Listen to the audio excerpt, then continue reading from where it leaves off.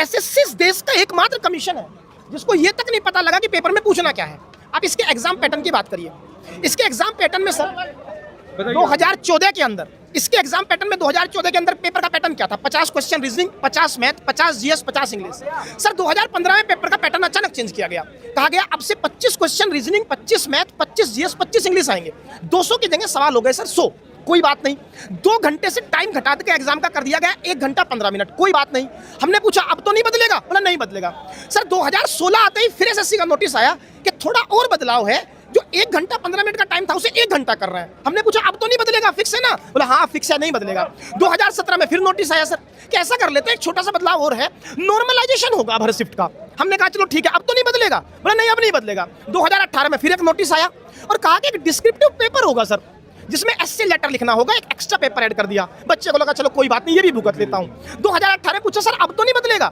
2019 में फिर नोटिस जारी कर दिया सर कि ऐसा कर लेते हैं, प्री तो रहेगा, क्वालिफाइंग मेंस में अब मैथ और इंग्लिश का पेपर नहीं होगा, चारों सब्जेक्ट आएंगे, मैथ, रीजनिंग, इंग्लिश, जीएस। एक बच्चा कोचिंग लेता है, उसी की तैयारी करता है, झटके से एग्जाम पैटर्न चेंज।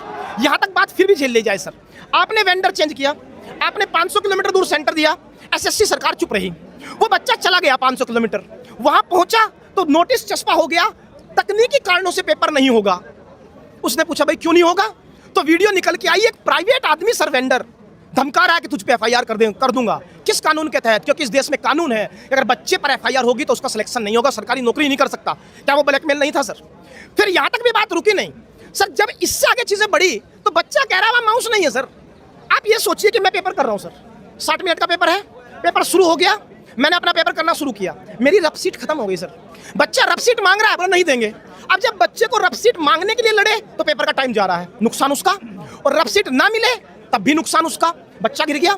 यहां तक भी बात चली सर।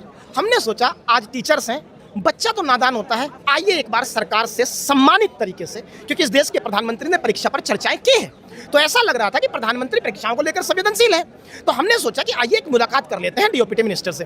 सर आज सुबह आए, कौन टीचर है हम सर, जो पढ़ाते हैं क्लास में कि भारतीय संविधान का अनुच्छेद 19 इस देश में पीसफुली किसी भी सड़क पर किसी को एकत्रित होने की और अपनी बात कहने की आजादी देता है।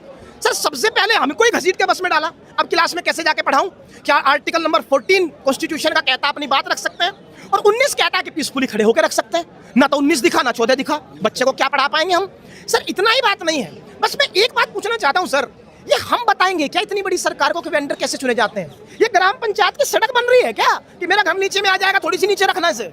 बड़ी सरकार चीज होती है, अंतर्राष्ट्रीय स्तर पर भारत को संभालती है, एक वेंडर नहीं चुना जा रहा। इससे भी बड़ा खेल समझो सर, 2024 मेंस में जितने सवाल सही आए उससे ज्यादा गलत आ गए। चलो गलत आ गए, उसकी प्रक्रिया जानते हो आप सर क्या है? अगर सवाल गलत है और एसएससी को बताना है तो 100 रुपए देने पड़ेंगे।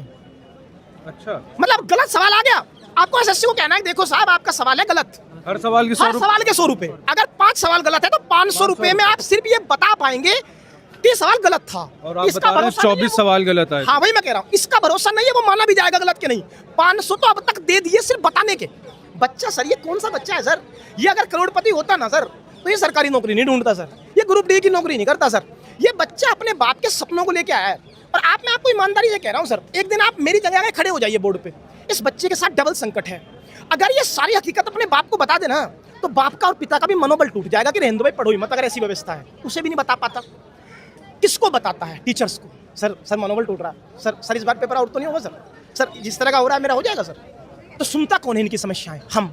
यही तो सरकार तक पहुंचाना चाह रहे थे सर, कोई प्रोटेस्ट की कॉल थी नहीं, सिर्फ एक डेलीगेशन मीटिंग करना चाहता था 3-4 लोगों का, वो भी